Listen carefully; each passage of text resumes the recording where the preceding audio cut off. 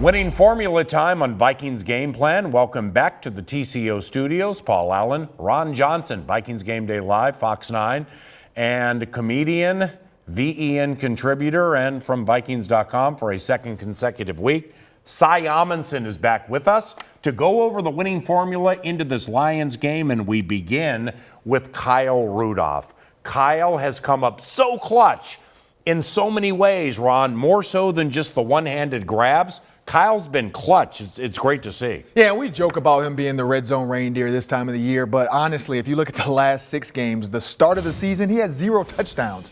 The minute we got into the holiday season, he's had 6. Yeah. So clearly, yes, he can catch touchdowns early in the year, but this is his time of the year to be utilized. Kirk Cousins has found something in him, and he actually has made 2 one-handed catches that, bar none, should have ESPYs or some kind of voting in there because Kirk understands, hey, if I just put it up there soft enough, Kyle's hands are big enough to make that catch, and he's very reliable in the red zone. I think that's the key for any quarterback. I can rely on the fact that he's going to be where he says he's going to be when he's supposed to be there. All right, Cy, what do you think? You know what I love about Kyle Rudolph? Yeah. Paul, numerous times in my life I've gotten a job. Yeah. And then people have found out I got that job and gone, why would you pay him to do that? Yeah. Great example, this hair, this show. Okay. I think in the offseason, there was a portion of the fan base that didn't love that Kyle Rudolph got an extension. And for him to come out and respond the way he did, have like a career year at this point, and take on new things. He's blocking at a level he never has before. I'm vicariously living through his triumph. I think it's just incredible. And to do all that in the first half of the season, and then, like you said, have the catches come in the second half in big moments, it's just... Imagine doing that at 30 years old. It's incredible. 30's not that old, but I will say... I mean, Ron, you're 100, but I get it. I will say that Kyle being an Ironman, that's the one thing. He hasn't missed a game. He's started a ton of games, and so to be this late in the year, to not take some time off as a vet and just say, hey, I'm going to pull a vet move. I know we're playing the Raiders or something. I don't need to play this week. Yeah. He hasn't done that. He hasn't been on load management. He has said, I'm going to play every game. I'm going to block every snap, and I'm going to be out there as much as I can in the 2 tight ends. So you don't see him asking to come out the game. Well, you know who, to a certain extent, is carrying the load of the defense of late, specifically this guy, Anthony Harris. And I say this affectionately, he's a thief. Armand Watts with a tip. There goes Anthony in the Cappuccino capital. When you think of safeties with the Minnesota Vikings, Harrison Smith, still one of the very best in the game. Bookending him, the man who leads interceptions for the Vikings, Anthony Harris. Yeah, they ran 3 vertical, and there was a play where Russell Wilson threw it a little bit too high, and most people, I think 5 years ago, 6 years ago, that receiver would have got blown apart. If it was Andrew Sendejo to yesterday, he would have got blown apart on Monday night. Yeah. But it was Anthony Harris. He tried to intercept the ball, knowing he could have killed that receiver. Okay. So he's a ball hawk. I like that. The other one was the Russell Wilson volleyball bat. He was in the right place at the right time. Look at that Superman play right there. But he's Johnny on the spot. Like he finds the ball. He has a nose for the ball. Yeah. I'm not saying he's that guy, but he reminds me of a guy I played with, Ed Reed, and early in his career, Ed was the same way, where it was every time you saw a tip, 9 times out of 10, Ed was going to pick it off.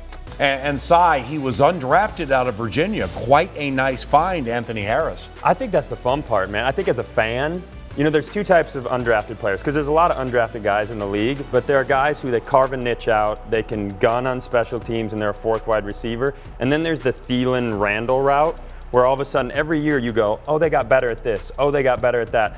I think there's a chance in a couple years, or even sooner than that, we go, hey, we have 2 of the best safeties in the whole league. He just has that, like, I'm going to get better every year. I'm going to be the best. I think it's so fun to watch. Yeah, no doubt. Anthony, all the way back to very early in his career, has been making big plays in subtle fashion. I remember in 2017 at US Bank Stadium, Cooper Kupp for the Rams trying to get into the end zone and turn the game.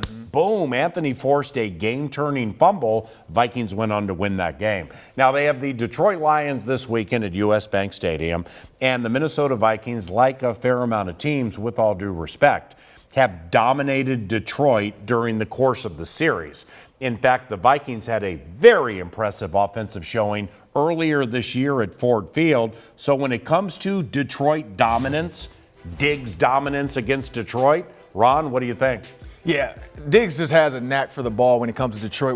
I remember early in his career, maybe it was even his rookie year, ran the up and out, had to stretch out for the ball, got a touchdown. First TD of his career. Yep, so that's a guy that he just seems to come on late in the season. And it's always we know that. It's always the Lions around Thanksgiving or later. Yeah. And so this is his time to shine. Adam Thielen, we don't know if he's going to be back. So Diggs has to step up and make big plays. Why? Because I don't care if it's David Blau. I don't care if it's Blau, watch out now. I don't care if it's Matthew Stafford. These Lions receivers are good. Yeah. And they've shown that whoever's throwing it to them, they're going to make a play. And it could be Kenny Galladay, it could be Marvin Jones. Yep. So what does that mean? You got to go point for point with them. Stephon Diggs is your guy to do it. Also, there's some other guys in the mix, but Stephon Diggs has to carry the load. Detroit dominance, Cy Amundson.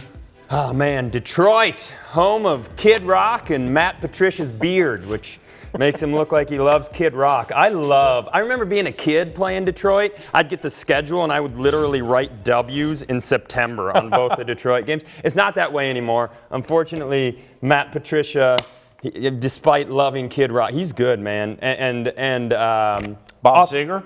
Bob Seger also good. Motown? He looks like he could be Bob Seger's son. But you have more of a challenge. I think, though, with the running back and the quarterback being out, it's a chance for the defense to get their bearings back and start heading the right direction. So. Now, as we saw earlier in film, don't sleep on David Blau. Like Ron said, Kenny Galladay, 9 touchdowns. Marvin Jones Jr., 9. Marvin had 4 against us at Ford Field, but we still won the game. Cy referenced music and Detroit, so we will close like this. Copyright Motown.